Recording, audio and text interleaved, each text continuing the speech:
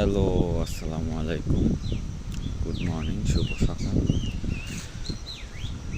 আজকের আবহাওয়াটা অত্যন্ত সুন্দর। আমার মনে আছে কালকে সকালে আমি ঘুম থেকে ওঠার পরে তো প্রচুর রৌদ্র ছিল, একেবারে সকাল 7টা থেকে শুরু করে। অ্যান্ড আমার রুমে পূর্ব দিকে সূর্য ওঠার সাথে সাথে মানে একেবারে আলোকিত হয়ে যায়। মানে এরকম একটা পজিশনে আছে, আপাতত কোনো গাছপালা নাই ওদিকে, সারাদিনই রোদ থাকে। এখন আসলাম স্টুডেন্ট পড়ায়, তো 1 ঘন্টা পরে আসলাম, 7:30 থেকে 8:30। কথা ওইটা না, কথা হয়েছে আবহাওয়াটা আজকে অনেক সুন্দর, তাই জন্য একটা ব্লগ বানাইলাম। এই বলতে বলতে দেখো রোদ আইসা পড়ছে। অ্যান্ড আবহাওয়াটা সুন্দরের কারণ আছে। কারণটা হয়েছে যে বঙ্গোপসাগরে ঘূর্ণিঝড় আসতেছে। অ্যান্ড ঘূর্ণিঝড় এটা একেবারেই মানে ভালো কথা না। বাংলাদেশে যখনই ঘূর্ণিঝড় হয় তো দক্ষিণাঞ্চলে প্রচুর পরিমাণে ক্ষয়ক্ষতি হয়, মানুষের ঘরবাড়ি, গৃহপালিত পশু, সব কিছুর ক্ষয়ক্ষতি হয়। বিদ্যুৎ ব্যবস্থা একেবারেই বিচ্ছিন্ন হয়ে যায়। বাংলাদেশ তো এমনিতেই জানে সবাই যে কত পরিমাণে লোডশেডিং হয়, তার উপরে যদি এরকম কালবৈশাখী বা ঘূর্ণিঝড় হয় তাইলে আরও 2-3 দিনের জন্য মানে কারেন্ট একেবারেই থাকে না। আর এই আজকের দিনে কারেন্ট ছাড়া মানুষ একেবারেই বাঁচতে পারে না। তো এটা একটা কঠিন একটা ব্যাপার, বিদ্যুৎ ছাড়া থাকাটা হয় না। বিদ্যুৎ সব জায়গায় প্রয়োজন। এখন তো বাংলাদেশে সব টেসলা চলে, মানে ইলেকট্রিক কার।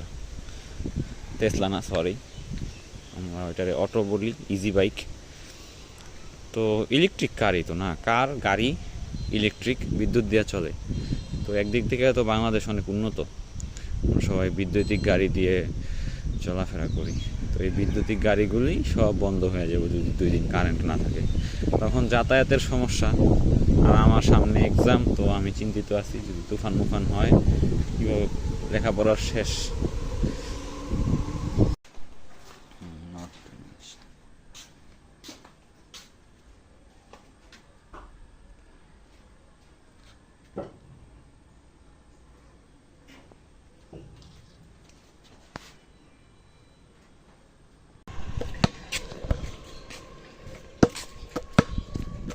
Mini blog number 5।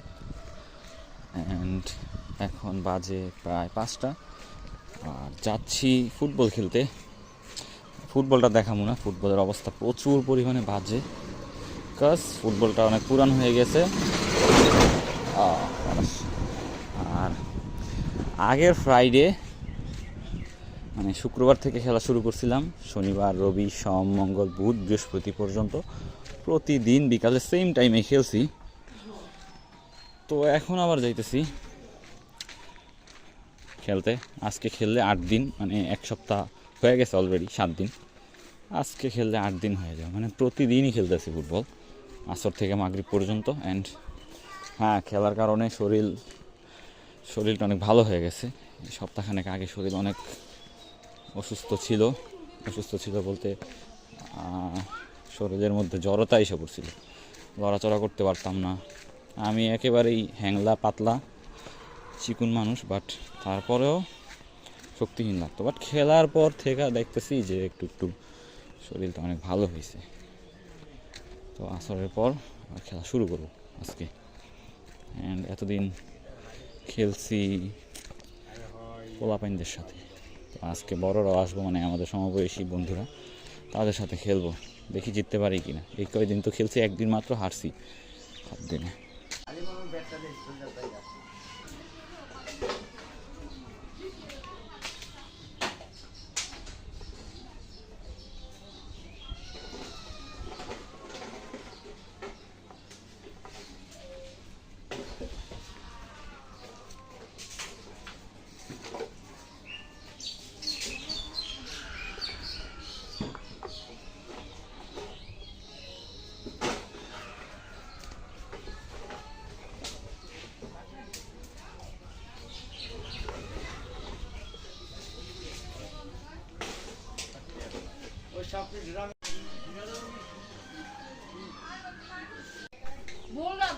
বসে বললো দেন তুই একটা শ্বাস করে পড়ে আমার বাঙুন এটা তো শখ এটা করবো না তখন ডাইলেও আমি কি হয় না ঘুমিয়ে আনো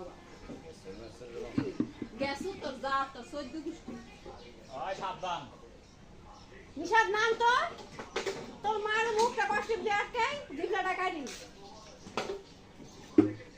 আসলে এটা নিয়ে কেটে গিয়ে গেছি বাকি ধর আমপারাও দেখতেছিস তুই ভিডিও করতেছিস না ভিডিও করতে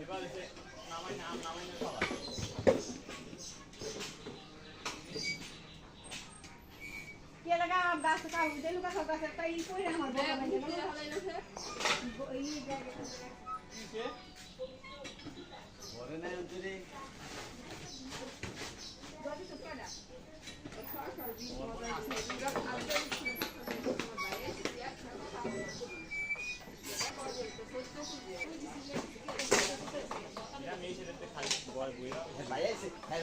আমি একজন নতুন আছি দুনিয়াতে ভাই নতুন আছি ভাই হ্যাঁ আমরা হ্যাঁ কি ছিল আমার কথা কোনো ই করিস না সব রেকর্ড করি তোর কাকার মুখ কত খারাপ এটা শুনে তোমার কথা ভিডিও তাইও পড়ছে ওডি পারস কে না এটারে শেষে কই দিত তাই পাবে কি রাম কোনটা দছ দিই তো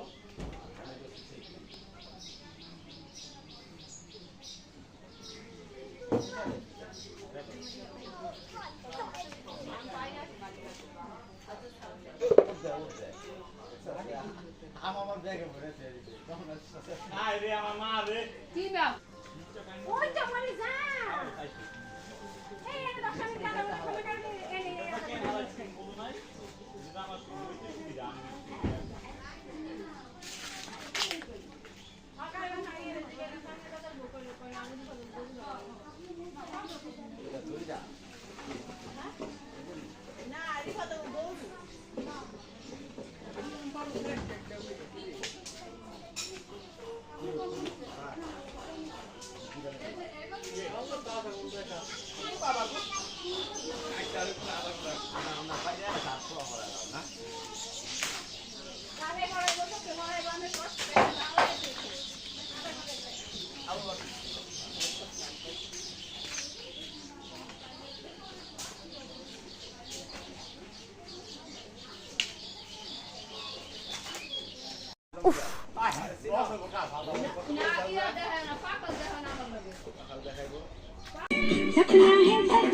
ধনী ভাই তোমার রাইট দিই